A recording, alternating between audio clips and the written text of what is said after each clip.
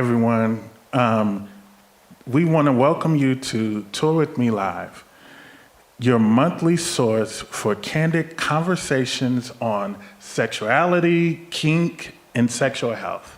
I am legendary Onyx, and tonight's episode is called Sex, Work, and Power. We're talking about sex work, the push for decriminalization, and its rights in Illinois, and why it matters. If I can read. And so I'm going to kick it over to our co-host, King Vibes. Good evening, everyone. I am King Vibes. I'm going to be co-hosting alongside the legendary Onyx. I also will be bringing comments and questions from the audience, so I'm happy to be here. Let's get it.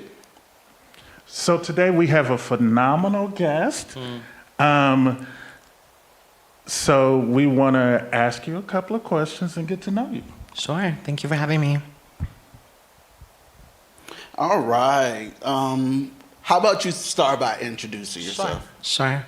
Well, I just want to thank you all for bringing me here to have an uncomfortable conversation about sex work. No, I'm just playing. My name is Raina Ortiz. My pronouns are she and her. I am a proud trans two-spirit woman.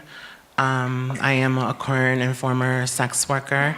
Sometimes current, but mostly former. And I'm also an activist, advocate, just working for the liberation of all people, mostly Black and brown, trans and gender nonconforming communities in particularly. Before you go, I got a question. What do you mean by two-spirit? That's a great question, thank you. So I love to talk about this. So prior to the colonization of the Americas in the 1500s, when the Europeans came and slaughtered maybe over 90% of the indigenous people, indigenous tribes recognized multiple genders. There was man, woman, woman, man, man, woman. Like, it was really about how they allowed you to grow into yourself as a person. And then also, we became shamans. We were the mystical beings. We were the spiritual leaders and the guides. So my parents are indigenous people. And so when they recognized as a very little child that I was exhibiting both masculine and feminine, they jumped right into our historical and said, we've been on these lands for 20,000 years, and we love you, and this is what we are. So indigenous cultures in this land acknowledged gender diversity prior to the colonization of the Americas by the damn Europeans and the Spaniards. And then pushing, Christianity and Catholicism. We didn't believe in that. We didn't know any of that. We had our own religion, was the earth.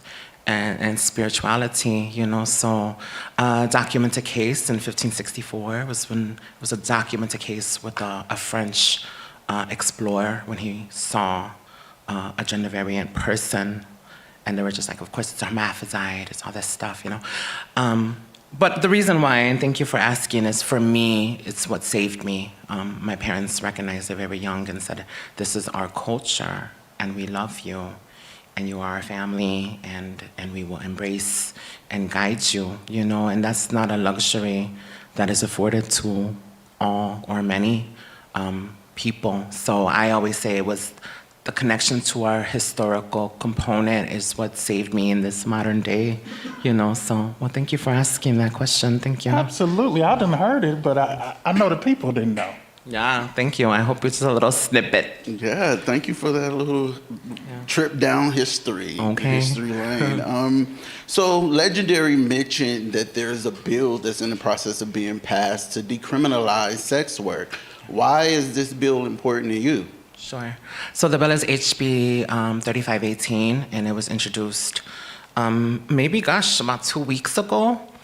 I am a sex worker. I've been a sex worker since I was 18 years old, and I just turned 45, 45 years old on the 13th. Oh, I'm so proud of that, you know? So when you think about trans, just trans in general, and when you think about like life expectancy for trans people, and particularly Black and brown trans women, you know, it's questionable.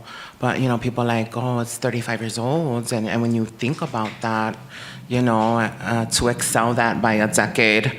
And I've been trans, you know, since I was 13, 93, 94, openly as a trans person, and you know, in the city of Chicago. So to make it to 45 years old and still have love in my heart and joy in my spirit and hope for humanity, it's a win. You know, so I say my age with pride. I'm 45 years old. Absolutely. Yeah, thank you. And let me just say, your energy is radiant. So to even go through as much as you've been through and to be 45 and to have this outlook is such a beautiful perspective. So I definitely want to recognize that. So let's set the stage. According to Sophie Sherry in the Chicago Sun-Times, January 13th, 2025, Illinois lawmakers are looking to fully decriminalize consensual sex work, which is a huge milestone if it passes. Organizations like Equality Illinois and SWAG have worked for years on this, but some might ask, why should I care? So let's break down why it matters to all of us. Some of the key points are the impact on marginalized communities, especially Black and brown, trans women, etc. In addition to the legal details, such as removing criminal penalties, clearing old records, establishing a sex workers' bill of rights, in addition to violence prevention, where 45 to 75% of sex workers worldwide face violence, according to the American Journal of Public Health. And lastly, the stigma reduction to emphasizing the safety and aligning the laws and respect for sex workers in working in that particular industry. Yeah, I love that question, and I've been getting it a lot. Like, why now? Why now? It's what do they call it? The old profession in the books or whatever. I think now is the perfect time to talk about it. You know, I like to talk about as a society. You know, like, and it's kind of corny, but it's true. Like, you know, none of us are free until we're all free. All of us. You know, and I live by that. And if we're not bringing up with us when we talk about intersections of like marginalized people, women in general, trans women, women of color, indigenous women, you know, and if we talk about liberation and safety and all those things, like, and to be in 2025 and not have the ability to openly talk about sex work, something that I'm sure everyone knows is going on in some way, shape, or form. And I think for us to say, right now is the perfect time to do it, you know? And to give a shout out to Equality Illinois, you know? So I've been in advocacy since I was a teenager, advocating for gender variant rights since high school, you know, here in Chicago. And then getting into sex work and then realizing that a large portion of trans women were engaging in sex work. You know, when I got into the community in 1999, when I started meeting trans women, and then sitting in a room of 25 trans women, and, you know, 95 out of 25, I would say 20 of them or 22 of them were all sex workers. And you start to think, like, why are so many trans women, and particularly Black and indigenous trans women, subjected to sex work? And I think that's a deeper question than anyone can even imagine. It is about, you know, misogyny, it's about poverty, it is about repression. It's a lot of things that forced trans women into the role of sex work. So Equality Illinois, I work with in different bills. We passed other bills that help trans women kind of navigate through the city. And we had a talk with the CEO, Brian, and I said, come on now. Marriage equality, that's great, you know, but why are we talking about the thing that is impacting trans women so importantly and so like deeply is about the policing of our bodies. And we're talking about that with abortion rights and Roe versus Wade, and then the policing of women's bodies and bodily autonomy. Why can't we talk about that for gender variant people, like bodily autonomy, my body, my right? If two consenting adults agree to transactional sex, why is it the government's business, or why is it the police business to kick down my door and lock me up and give me a case, and then you get evicted from your apartment, and then it's just so brutal, you know? So for us, with the help of Equality Illinois, we put our bill together. It was 3.5 years. We put together the SWAG, which is the Sex Workers Advisory Group.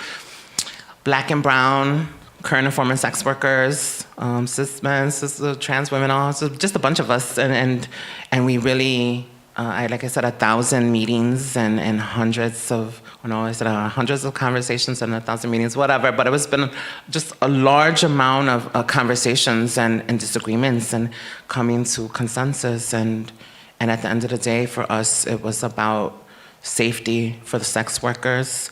It's already hard to be so stigmatized in this society, but then to have the fear of policing, it just made it so much worse. And it's really a dedication to the community that we're serving.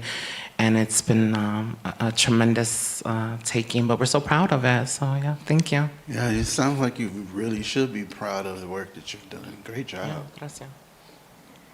So we're going to get into this box over there. Before we go a little deeper, just a little deep, go on and let's pleasure yourself respectfully and responsibly. All you have to do is snag your box and get tested for a free STI test from the comfort of your own home. Now roll the footage. Hey, Michelle, what are you doing tonight? Hey, Eric. Project BDAC is doing a Toy With Me party on Zoom. Nice. What's that all about? They focused on this and sex-positive topics, and they're going to be offering free home HIV testing kits through Sinai Infectious Disease Center. HIV home test kits. How does that work? So they're going to share a link in the chat where you can sign up to get your home test kit. Okay, I've been wanting to get tested, but I didn't really want to leave the house. I feel you.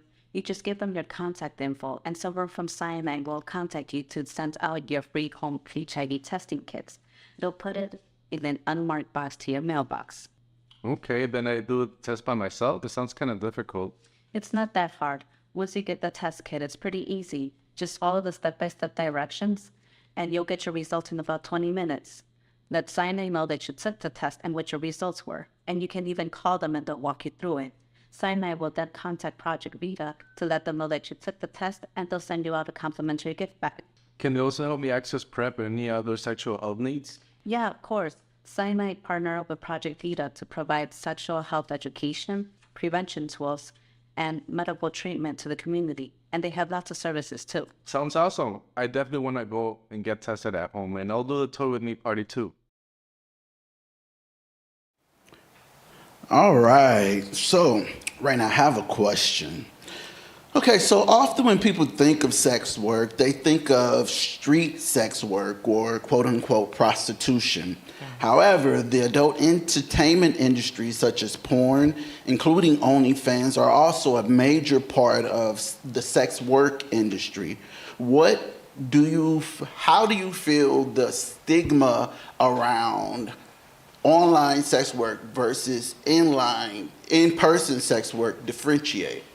Yeah, that's a good question. I think in general, in 2025, there's still a lot of stigma about sex. You know, parents don't want to talk to their kids about sex. There's all these uncomfortable conversations, and I think the stigma of sex needs to alleviate itself. You know what I'm saying? Like, kids need to know where we've come from. They need to know how the body works. Like, we have to be truthful, you know? And you came from a bird in the sky and a stork and all those things. Like, it's just wrong. And I think we carry, as a society, we built so much stigma about sex.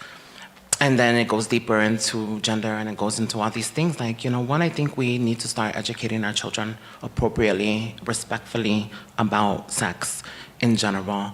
And of course, now it leads into the conversation of sex work. And I think sex work is a modern term that we're kind of encompassing all forms of transactional sex, but there is a lot of stigma on the sex workers that still work the stroll, the streets, we call it the stroll. And actually it's probably one of the hardest forms of sex work, the most dangerous form of sex work, the most, just rough, and I believe that form of sex work is what everybody thinks about when they think about sex work. Like, oh, the girl in the corner just kind of walking around half naked, and sure, that's kind of a large portion of sex work has been. But in this modern time, it's cam shows, it's OnlyFans, it's like evolving into like this digital world where sometimes, physical contact is not even necessary, but that still doesn't take away that it's still sex work, I think for the girls or for the people that are walking the stroll at night at 3 a.m, like, gosh, I think the society needs to empathize, understand, and then of course, like, where's the resources, and not to like shameless plug, but at our organization, I work at Task Force and I run an LGBT space on the west side of Chicago. I've been there for 10 years. And then we are like pro-sex work, and we have a sex work support group called STEPS.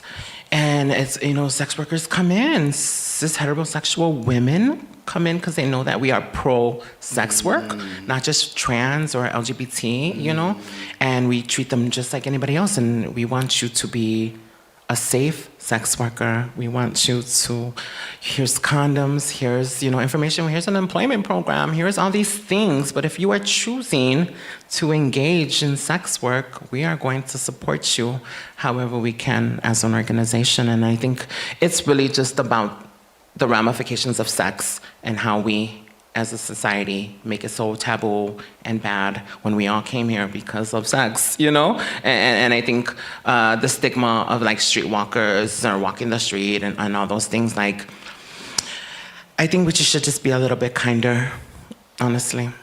I agree.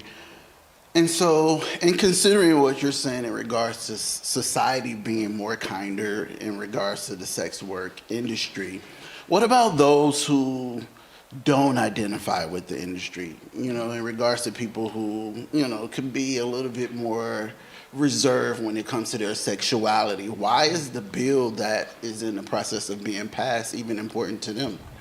I think when it boils down, I hope when people understand, it's really about safety.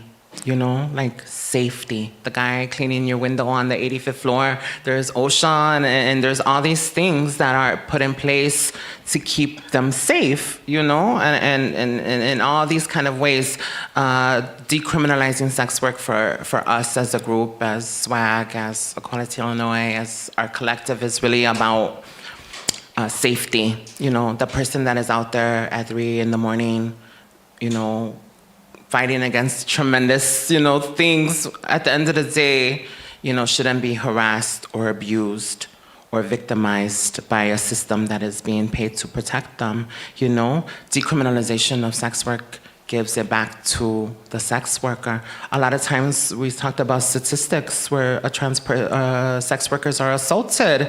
What is the likelihood of a sex worker now going to the police when they've been assaulted by a client? What is the likelihood of a sex worker, like reporting abuse? It's not very high. And when it's decriminalized, if we see someone being trafficked, which is a terrible thing, and it's not what we're talking about. We're talking about adult consensual sex work. We're not talking about human trafficking. We're not talking about being pimped. We're not talking about those things, We just want to make sure that, one, the sex worker is safe and also feels supported to be able to report crimes against them. So one other question before Yeah, we I love toss that. it over Thank you. to Legendary to Yeah. start a more fun section of the show. One other question. Can you explain what the difference is between decriminalizing sex work and legalizing sex work? Yeah, that's a great question. So decriminalizing it is just really making it a non-arrestable offense. Like a cop can just roll by you and doesn't have to pull you over and then harass you and then just assume that you're a sex worker, even maybe if you're not sex working, and then arrest you. That's decriminalizing. Legalizing, which we're not trying to do here in the state of Illinois, we are about decriminalization. Legalizing is about, building protocol and procedure and things that will not sometimes, will become a barrier. If you have to go and you need to register at City Hall as a sex worker, it opens up to discrimination and stigma. And then if you have to do it every 6 months, we have to think about the marginalization and the people that are mostly impacted. What is the likelihood that we are going to follow through with a multitude of, protocol to get our sex workers, support, pass. And then if you don't have it, there goes the policing again. Oh, now we found out is illegal, and now we're gonna arrest you because you don't have those kind of things. We want it to be, honestly, just easier. The sex workers are out here, we're out here. We don't need to be victimized or harassed by the police. We want it to just be an unarrestable offense, as long as there are two consenting adults engaging in transactional sex, we don't feel we have to worry about the police or the policing of our bodies. What do you mean by transsexual? Transactional, like a transaction, So if me and the client agree to an amount that is reasonable for both parties, that's a transaction. I'm 18. I'm over the age of 18. I'm consenting to this transaction, and we're gonna do what needs to be done. And I'm gonna get the coin first, and then go do what you need to do. Always get the coin first. Get the Jesus, coin. And so that's what I say. Two consenting adults engaging in transactional sex should not be an arrestable offense, and we're trying to and will decriminalize it in the state of Illinois. So I'm a little blonde, and I got another question. I love it. What about when you look at someone says, what's the difference between a sex worker and me going on a date? Isn't that the same as having a transaction? Sure. I think that's a good question, because I think people make assumptions, and you shouldn't make assumptions about anything. There's a lot of assumptions about sex work and sex workers. Sometimes it's not even really about sex. Yeah. There's a lot about attraction, stimulation, and relationship building. One of my oldest clients that I had was for, maybe over 15 years. And it got to the point where it was really just, it could have been a date if he wasn't so afraid to publicly date a trans woman, and that's a whole other conversation when you talk about why so many trans women engage in sex work. It's because the society makes men ashamed to date trans women. And they rather just say, well, I'm supposed to take her on a date and scared that my friend's gonna see me, my uncle's gonna see me, and next thing you know, my whole family's gonna know. I'd rather just give this girl her fee. We have a good time, and I'll see her every so often, and I have to cut out the date. I don't have to pay $200 at, Fogo de Chao and all this stuff. It's really open. Like, this is what I want as a sex worker. These are my boundaries, and people don't think about that level. Sex workers, the majority that I have met, and this is just in my own experience, were super organized. We made appointments. You know what I'm saying? Like, we had quotas. We had, it's a business. You know what I'm saying? Like, we have a quota this week. I need to see this much. This is the rate that I'm charging. I'm not gonna compromise. And that's what I'm going to do. It's very business, but whatever anybody's assumption about sex work, there's something that we all used to joke about. It's like, well, what about the married women that are like, oh, I want that new washer and dryer, and that washer and dryer costs $2,000, and I'm gonna suck that dick for that washer and dryer. That's it. But they're married, so that's something different. You know, I want that new car. I want that addition to my home. You know what I'm saying? And I might throw it back in the air for a little bit for my husband. You know, like, there's a lot of different variations that people think about when it comes to sex work or what sex work looks like. But I think as a society, we should be more open-minded about it because it goes on way more than people think about. And if it wasn't so stigmatized, starting as little children about sex and like, no, you know, like, where did you come from? You came from my belly button. It was something crazy. Like, it starts there and it ends where a man feels he needs to pay or a person needs to pay for, you know, a fantasy, you know, so it's a lot of different variations. Okay. We want to go a little light because this is heavy. And so I'm going to ask everybody up here. I'm going to start with King Vibes. All right. Have you or would you ever consider doing OnlyFans or something of that nature? Absolutely. I've considered it. I'm contemplating it. I got content created that I haven't really posted yet.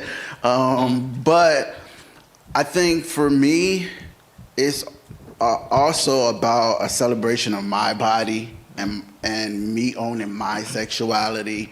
I grew up in the church, so I grew up with a lot of religious restraints and the do's and the don'ts and the putting on your chastity belt and all of that other stuff. And so in that regard, when I began to consider OnlyFans, it was for two reasons. Number one, for the monetary reward, because look, I am degree, and I'm looking to this camera. I am degree, and it is a shame before God that, you know, there are people out there making significantly more than me. So I say, if you can't beat them, join them. Again, with my content, I want to, you know, have some anonymity by covering my face and tattoos and so forth. But get that bag. I'm with you. Get that coin. You know what I'm saying? So yes, to answer your question. So, Ms. Raina? Yes.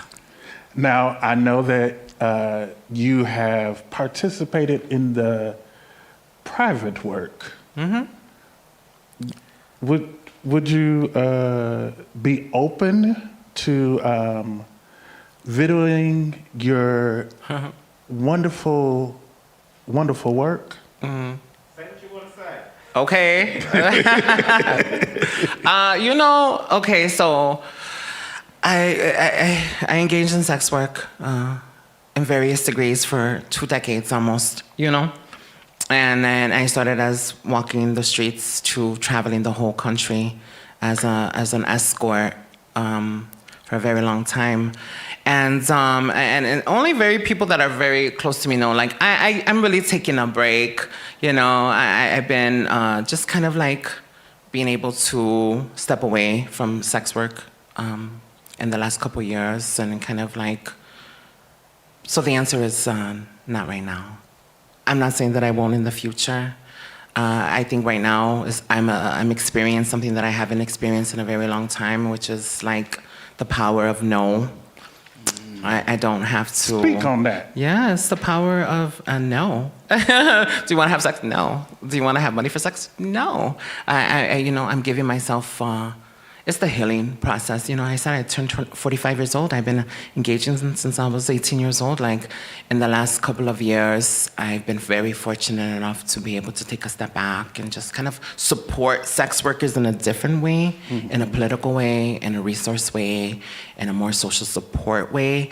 But me personally, I'm in the era of like the healing, my body, my choice, and all that stuff where I think a lot of people don't get. And that's where I am, honestly, and I'm very proud to be here in this space. And I tell my participants and my kids at the space, like, no, Miss Raina ain't giving that, she ain't giving it up no more, you know? and it's a great place to be. And I will never say that I won't ever. I will if I want to, you know? I will when I'm ready to, you know? But As of right now, she's fine. Okay. What about you? Huh? What about you? Yeah, I need to know. I'm an innocent virgin. Oh, Lord. But A version of what? today, this whole weekend, yeah. Didn't you just win something? We'll What you talk win? about that later. But but if we're going to be honest about it, to an extent, I didn't make that much. So let's rewind. So in 2020 is when I pledged Onyx. And when I was setting up my Facebook page, that's why on Facebook I'm Lawman, because if I decided to do Content creator. when I was trying to become a content creator, I was going to use the name Lawman because law is 10th of the law. And so you got to respect the law. So that was my mentality. And when I tried to set up an OnlyFans and a Just for Fans page, it said, you have to, what I heard was, you have to scan your driver's license. And it kept saying I wasn't a real person. And I was like, okay, God, I get it. I ain't gonna do it. But howsoever, I may or may not have a Chatterbait page. All right. What is the Lawman? Okay. Well, my other thought is I touch myself for free. Cool. And on one of my social medias, if people want to see, That 25-minute orgasm that gave you a conviction. there are clips for free. Oh, work. Good. However, with something like Chatterbait, people pay you for private rooms. And so if I'm going to talk about my 25-year-old self, no, I was about 22. There was this guy I thought was just so beautiful. And so I would spend money outside of my budget to watch him jack off with himself. And I was like, wait a minute, fool. You making less than $15,000 a year, and you're paying someone $20 to $150 a week just to watch someone to release. Well, I mean, I'm not 45, but I'm also not 25. Well, back then, Pornhub and all of that wasn't a thing. So it was like, this was back when dial-up was a thing. Oh, wow. Okay. Dial-up and like my parents had an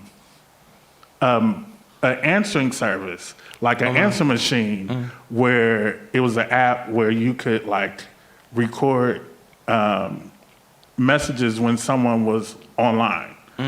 Long story short, I would just get online and pay money to watch this man ejaculate. Yeah. So you understand the allure of it.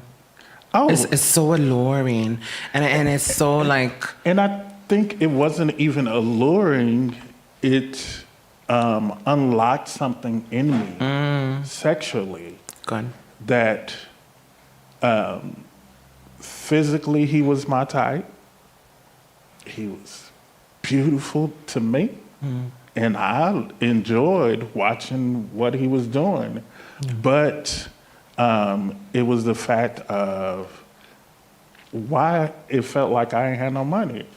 Fool, you giving somebody else your money that you Okay. can't afford. Yeah. Well, thank you for sharing that and giving us that other perspective, because there are two sides to this. It is the client and it is the worker. And when you talk about this coming together because of what you're feeling and the sexuality based of it and the allure of it, it's really pulls people in, and whatever floats your boat, we're all, none of us are exempt from engaging in some form of sex work. Either you are the client or you are the girl, or the person, and you can be both sometimes, and that's okay, and it's those conversations that need to be had. One of my closest friends was a client of mine for 15 years, and I understand why he's my client and I am his girl. Like, it's just, there's a lot of things to it and more than what people would understand, and thank you for sharing that part of it. Well, for me, it transitioned to this is someone that I can have conversations with, who I can be open with the fact that I like a guy. Yeah. And then I started realizing I'm paying this stranger that doesn't know me money so that I can have a conversation with them that is a random conversation that I could have just jumped on the party line and had the same damn conversation. And what's interesting is that that's still going on even today, even with all of the online and visual services. There are still people that would pay you just to have a conversation with you on over the phone or via FaceTime, or for you to send some dirty drawers or socks. Feet. I will open a feet thing before I do a OnlyFans. I've been thinking beautiful about feet. the feet. I love it. I've been thinking about Gorgeous. The feet and the underwear. Feet and the underwear. I could do that. You put some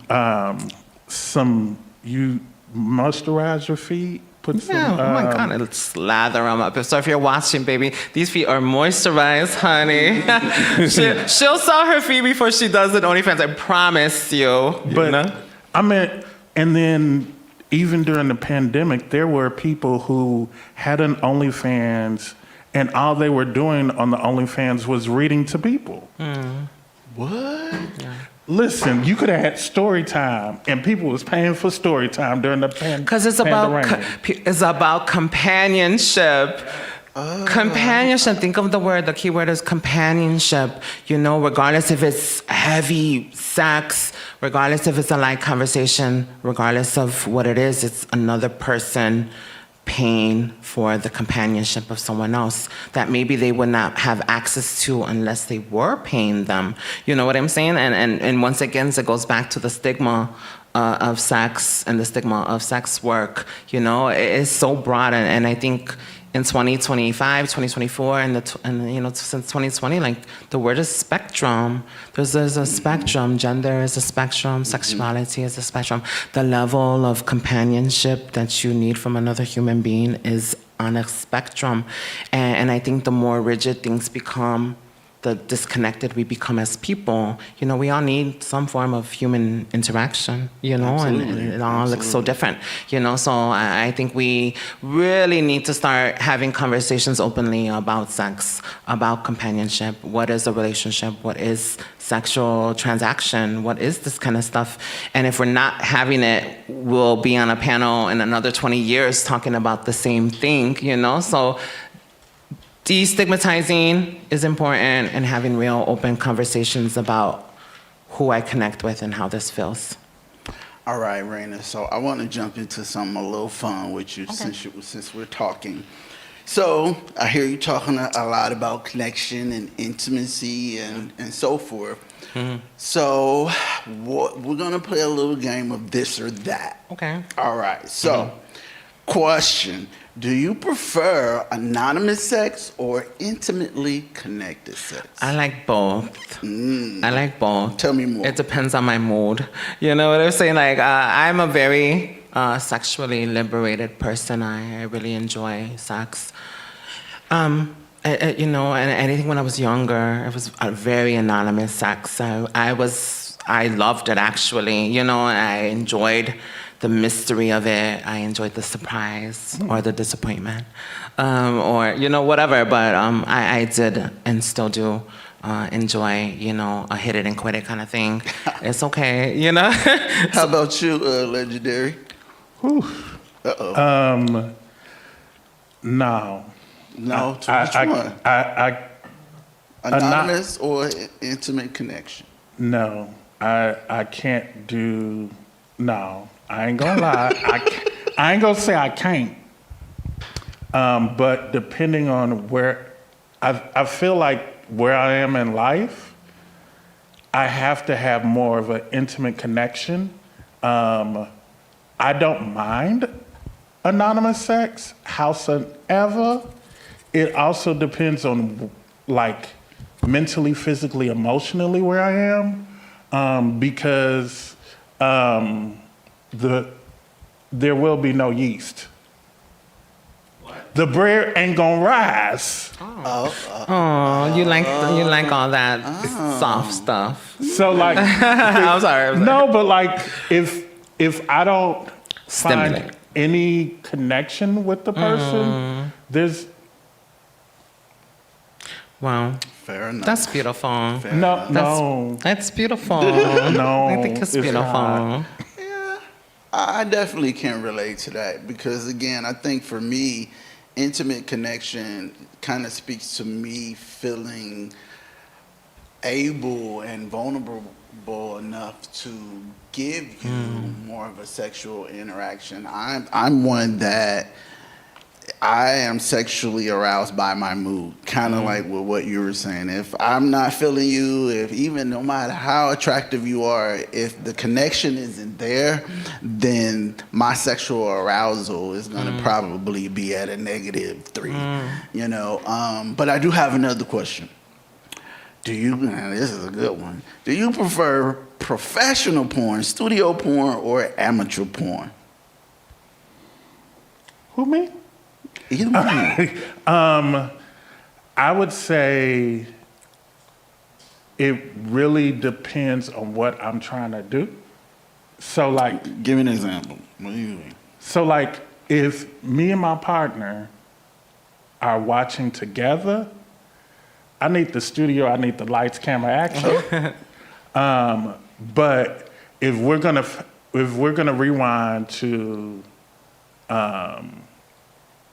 me in my early 20s, I don't mind amateur because I like when I'm walking down the street or going to certain locations and I see someone that I watched last night.